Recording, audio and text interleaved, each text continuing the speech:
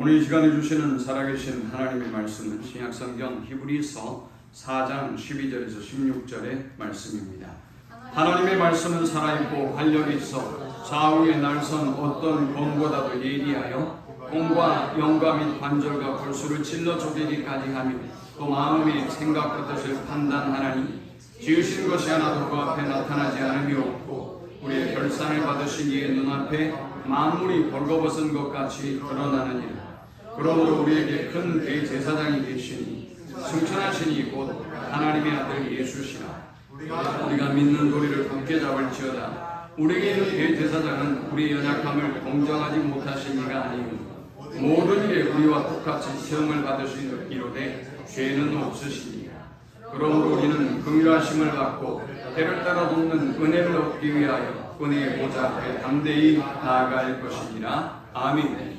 이 히브리서는 로마의 황제들이 이 기독교를 믿는 기독교도들을 심하게 박해하면서 많은 사람들이 예수님을 부인하고 교회를 떠나게 되었습니다. 유대교에서 개종했던 많은 기독교인들이 다시 유대교로 개종하는 역사가 일어났습니다. 더욱이 네로 황제 때에는 교회는 정말 혹독한 핍박과 시련을 당해야만 했습니다. 그런 그들을 위로하고 그런 그들을 하나님의 말씀 위에 굳건하게 세우고 용기를 주기 위해서 쓰여진 책, 바로 그 책이 히브리서입니다. 히브리서 기자는 우리가 예수님을 버리지 아니하도록, 우리가 교회를 버리지 아니하고 믿음을 저버리지 아니하도록 예수님이 어떤 분인지 소개합니다. 먼저 이스라엘 백성들은 천사를 숭배합니다. 그들은 모세를 아주 숭배하고 존경합니다.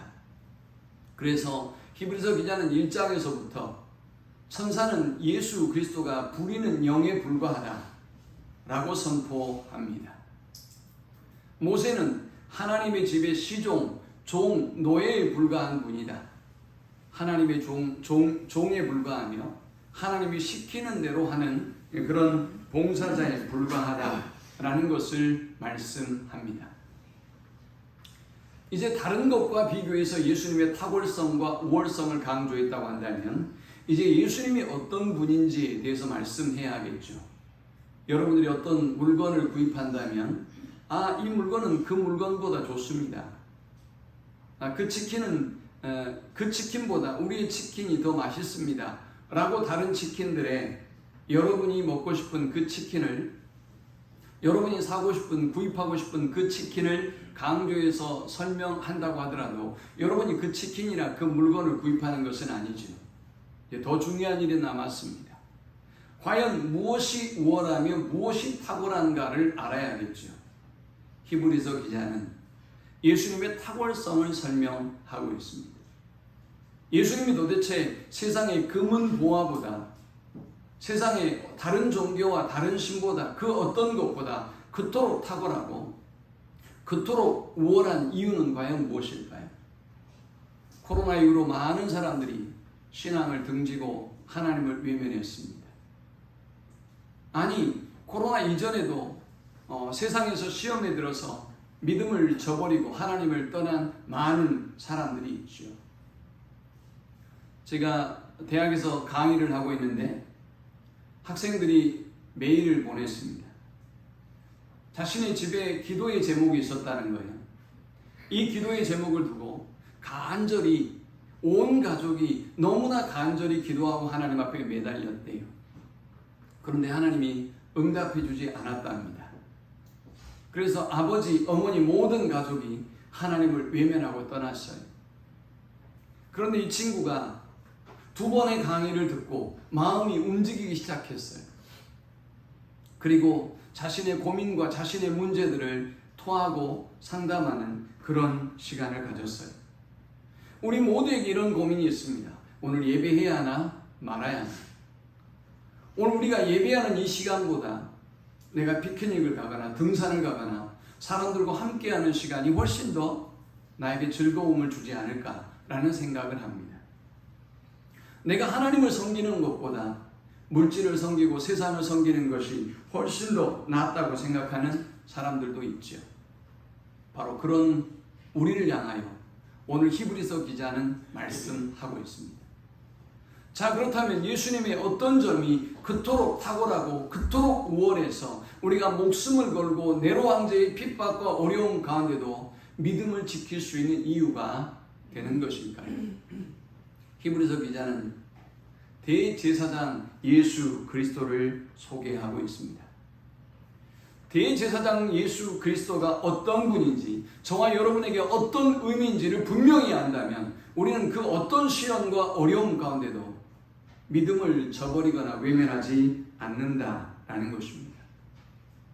그래서 먼저 저자는 우리를 하나님의 말씀 앞에 서라 라고 권면합니다. 요즘 제가 새벽에 히브리서를 강의하고 있습니다. 여러분들이 수많은 시간 설교를 들었지만 우리가 히브리서 4장 12절과 13절의 말씀을 수없이 설교를 들었지만 이 말씀이 난데없이 대제사장 예수 그리스도를 강조하고 있는 이 본문에서 왜 난데없이 삽입이 되었는지에 대한 의문을 가지실 거예요. 여러분 기억해 보세요. 과연 이 본문을 가지고 어떤 설교를 들으셨습니까? 아니 그런데 주님은 도대체 왜 갑자기 히브리서 4장 12절과 13절의 말씀을 이곳에 주신 것일까요? 여러분이 병원에 가면 여러분이 어디가 아픈지를 먼저 질문하고 물어봅니다. 그리고 할 수 있는 방법을 동원하죠. 더러 엑스레이를 찍기도 하고요. 그리고 컴퓨터 단층 촬영인 CT를 촬영하기도 합니다. 자기 공명 시스템인 MRI를 촬영해서 그 사람의 상태를 정확하게 판단하고 그리고 이제 치료에 들어가죠. 오늘 많은 사람들이 하나님의 은혜를 모르고 살아가는 이유가 있습니다. 그것은 바로 저와 여러분이 얼마나 소망이 없는 죄인인지를 알지 못한다는 이유 때문입니다. 저와 여러분이 꽤 괜찮은 사람, 저와 여러분이 꽤 경건한 사람, 저와 여러분이 복음에 대해서 모든 걸 알고 있고 이 정도 하면 괜찮은 사람 정도로 여러분 스스로를 여기고 있어요. 그래서 우리는 은혜가 없는 것입니다. 감격이 없는 것입니다. 감사가 없는 것입니다.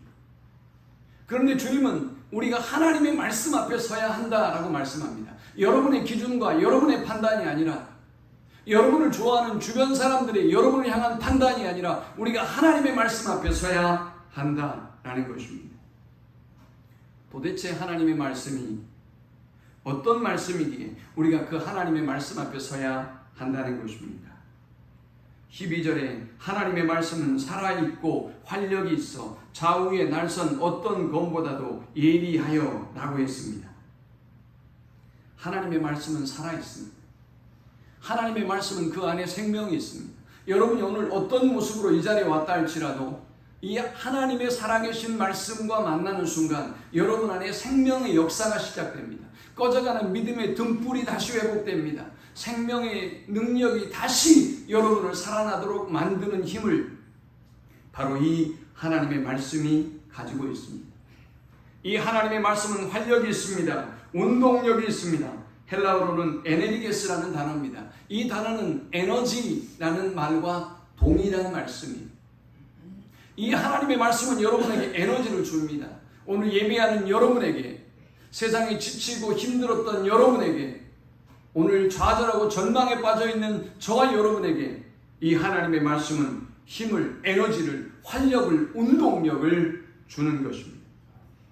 에스겔 37장 4절에서 5절은 말씀합니다. 또 내게 이르시되 너는 이 모든 뼈에게 대언하여 이르기를 너희 마른 뼈들아 여호와의 말씀을 들을지어다. 주 여호와께서 이 뼈들에게 이같이 말씀하시기를 내가 생기를 너희에게 들어가게 하리니 너희가 살아나리라 라고 했습니다. 하나님의 말씀을 들으면 사도행전에 그러했던 것처럼 하나님의 말씀과 더불어 생기가 여러분에게 임합니다. 하나님의 성령이 저와 여러분에게 임합니다. 그리고 마른 뼈와 같았던 사람들이 다시 활기를 얻고 살아나는 역사가 일어나는 것입니다. 생기가 들어가면 죽은 자는 살아납니다. 약한 자는 강한 자가 됩니다. 또 강한 자는 피곤치 아니합니다. 독수리의 날개쳐 오름같이 하나님의 영광을 위하여 헌신하고 충성하는 사람이 되는 것입니다. 이 하나님의 말씀이 저와 여러분 안에 임하게 될 때 어떤 역사가 임한다고요? 혼과 영과 및 관절과 골수를 찔러 쪼갠다라고 말씀하셨습니다. 혼은 정신을 의미합니다. 영은 구원을 의미합니다. 관절과 골수는 보이지 아니하는 우리의 육적인 건강의 상태를 의미합니다. 하나님의 말씀이 우리 안에 임하기 시작하면 저와 여러분이 알지 못했던 영적인 모든 연약한 부분, 죄악들이 드러나고 깨달아지기 시작합니다. 내가 이전에 알지 못했던 그 모든 죄악들이 하나둘 마치 MRI 시스템으로 촬영한 것처럼 현격하게 드러나기 시작하는 것입니다. 꽤 괜찮다고 생각했던 여러분의 죄악이 낱낱이 드러납니다. 그래서 13절은 말씀합니다. 지으신 것이 하나도 그 앞에 나타나지 않음이 없고 우리의 결산을 받으실 이의 눈앞에 만물이 벌거벗은 것 같이 드러나느니라 라고 했습니다. 사랑하는 여러분, 오늘 우리가 하나님의 말씀 앞에 서야 하는 이유가 바로 여기에 있습니다. 하나님의 말씀은 살아있고 운동력이 있어서 우리 안에 숨어있는 모든 생각과 감정과 또 여러분의 육체 안에 숨어있는 모든 죄악들을 낱낱이 벌거벗은 것처럼 드러나게 만들기 때문입니다. 자, 그렇다면 우리는 우리 자신의 죄악을 바라보며 낙심하게 될 것입니다. 절망하게 될 것입니다. 희망이 없는 것입니다. 이렇게 악한 죄인이 어디 있을까? 우리는 시편 51편에 다윗이 탄식하고 자기 자신에게 절망했던 것처럼 하나님 앞에 우리 자신을 바라보며 절망하며 탄식하게 되어 있습니다. 지나가는 사람들이 여러분의 얼굴에 뭐가 묻었다고 얘기한다고 해보세요. 여러분이 잘 보이지 않는 어떤 옷의 어떤 부위에 뭐 더러운 것이 묻었다고 이야기한다고 해봐요. 여러분이 막 손으로 털고 만지고 하죠. 다른 사람이 또 그래요. 그래도 여러분들이 여러분 자신의 추함을 보지 못할 수 있어요. 사람은 자기에게는 관대하고 타인에겐 철저한 성향을 가지고 있거든요. 오늘 모두가 우리가 죄인된 모습으로 이 자리에 왔지만 여러분 자신의 죄에 대해서는 굉장히 관대해요. 여러분이 어제까지 범했던 죄악들은 별거 아니에요. 그런데 다른 사람의 죄는 심각하게 받아들이죠. 오늘 하나님은 여러분이 다른 사람 앞에 서라고 말씀하지 않아요. 오늘 하나님은 여러분의 개인적인 주관 앞에 여러분 자신을 비추라고 말씀하지 않습니다.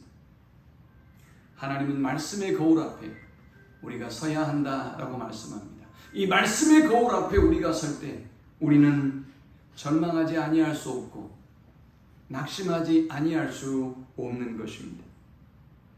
그런데 주님은 두 번째, 우리의 곁에 하나님이 계시다. 두 번째, 우리의 곁에 대제사장 예수 그리스도가 계신다라고 말씀하고 있습니다. 14절과 15절에 보면 여러분들이 너무 좋아하는 말씀들이 뒤에 서술어로 쓰여 있기 때문에 가장 중요한 단어를 놓치고 많은 경우가 있습니다. 14절을 보십시오. 그러므로 우리에게 큰 대제사장이 계시니 그랬어요. 중요한 사실은 우리에게 큰 대제사장이 계신다라는 사실을 여러분이 알라라는 거예요. 15절에는 우리에게 있는 대제사장은 이라고 말씀합니다. 우리에게는 대제사장이 계신다는 거예요.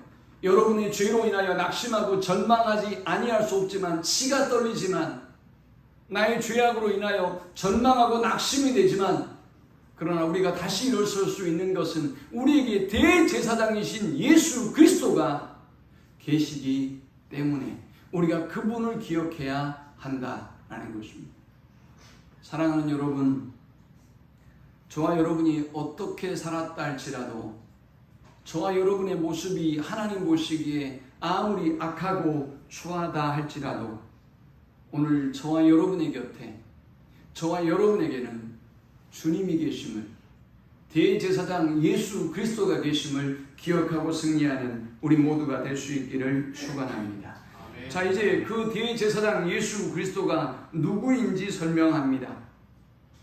14절의 끝부분에는 우리가 믿는 도리를 굳게 잡을지어다, 그리고 흔들리지 말지어다 라고 말씀하고 있습니다. 자, 그렇다면 우리가 굳게 붙잡아야 될 대제사장, 우리의 곁에서 떠나지 아니하고 영원히 함께 하시는 그 대제사장은 어떤 분일까요? 15절에 우리에게 있는 대제사장은 우리의 연약함을 동정하지 못하신 이가 아니요 라고 했습니다.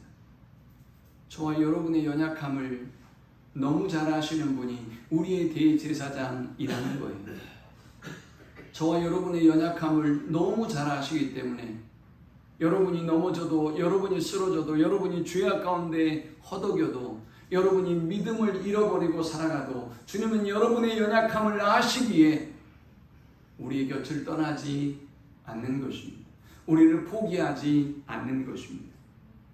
여기 동정한다라는 이 표현은 동일한 고통의 아픔과 크기로 그 고통을 함께 당하신다라는 거예요.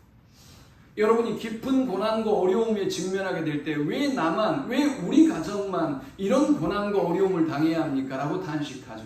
그러나 주님은 그렇게 말씀하지 않고 계세요. 네가 당하는 어떤 고난, 네가 경험하고 있는 어떤 연약함도 내가 다 알고 있다. 내가 공감하고 있다. 내가 함께 당하고 있다. 라고 말씀하시는 단어가 바로 동정이라는 단어예요. 자, 또 우리의 대제사장은 어떤 분입니까? 모든 일에 우리와 똑같이 시험을 받으신 이로되 죄는 없으시니라 했습니다. 저와 여러분이 믿음을 지키고 신앙의 길을 가면서 얼마나 많은 어려움이 있습니까? 물질의 시험이 있습니다. 관계의 시험이 있습니다. 또 직장생활의 시험이 있습니다. 피곤한 육신이 여러분을 힘들고 어렵게 만듭니다. 가난이 예수님을 참으로 힘들고 비참하게 만들었습니다. 우리 주님은 그런데 저와 여러분이 당하는 이 모든 시험을 함께 받으신 분이다 라고 말씀하고 있습니다. 모르는 분이 아니라, 전혀 무관한 분이 아니라 저와 여러분이 고민하고 기도하고 있는 이 모든 문제와 고민과 아픔을 주님은 아신다 라고 말씀하고 있습니다. 또 우리 주님은 어떤 분입니까? 16절에 그러므로 우리는 긍휼하심을 받고 때를 따라 돕는 은혜를 얻기 위하여 하나님의 보좌 앞에 담대히 나아갈 것이니라 라고 했습니다. 우리 주님은 우리에게 긍휼을 베풀어 주시는 분입니다.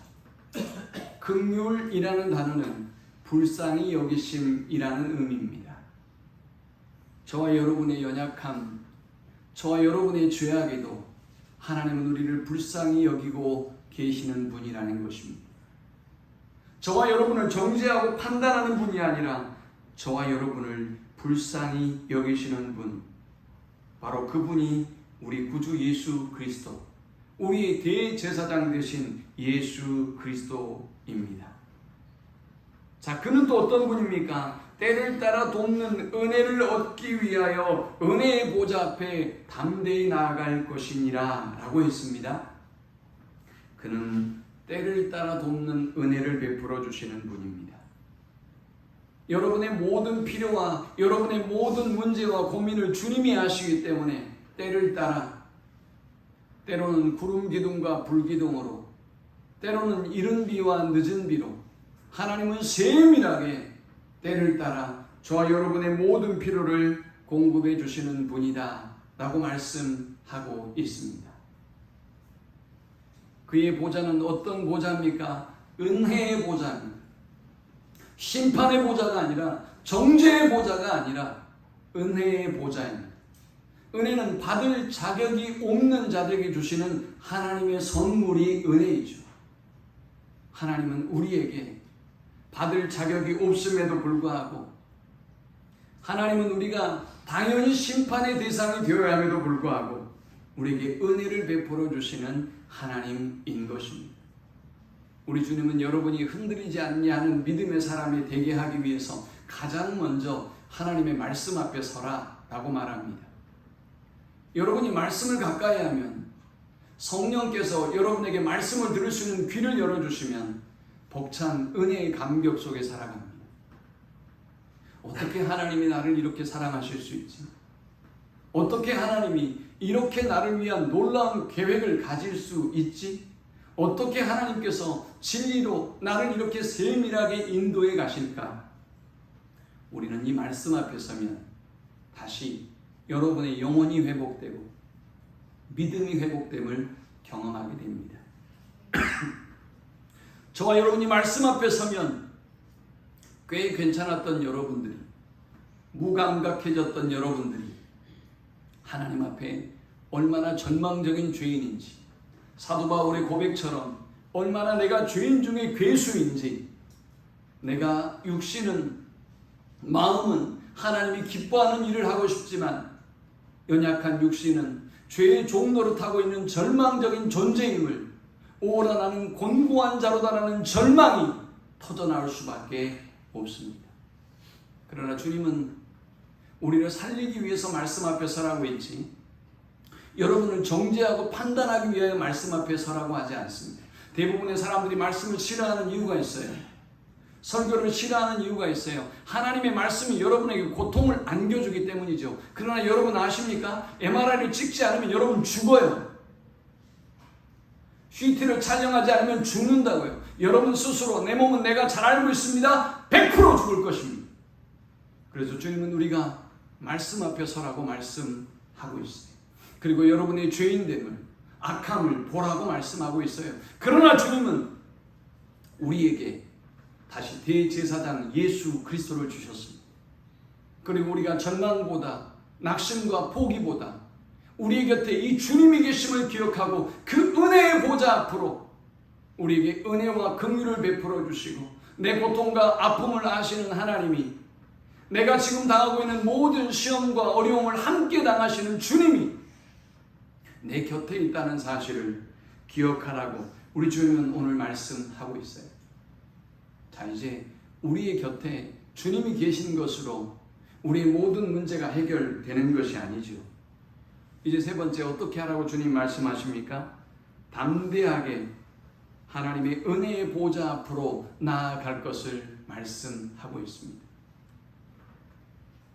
죄인된 나이지만, 희망이 없는 나이지만 나에게 은혜를 베풀어 주시고, 나에게 때를 따라 돕는 은혜를 주시고, 나의 모든 아픔과 연약함을 아시는 하나님이 오늘 그 보좌 앞에서 나를 판단하고 심판하는 것이 아니라 은혜를 베푸실 것을 안다면, 긍휼을 베푸실 것을 안다면 담대하게 그분의 보좌 앞으로 나아가라는 것입니다. 사랑하는 여러분, 오늘 우리의 보좌는 은혜의 보좌임을 믿으시기 바랍니다. 대부분 이 보좌는 심판의 보좌예요. 여러분들이 저와 식사를 하면 목사님은 피해요. 여러분 그렇죠? 마주보고 같이 안 앉으려고 해요. 그 옆에도 잘 안 앉아요. 저 다른 테이블에 앉으려고 하죠.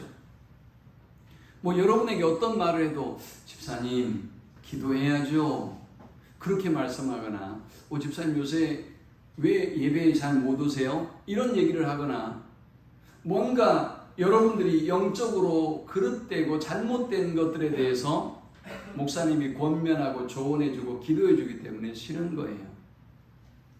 피하죠. 동일해요.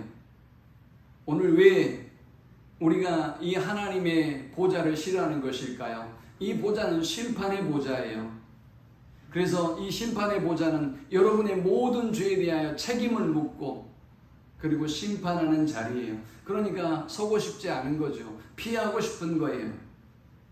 그런데 우리의 보좌는 어떤 보좌라고요?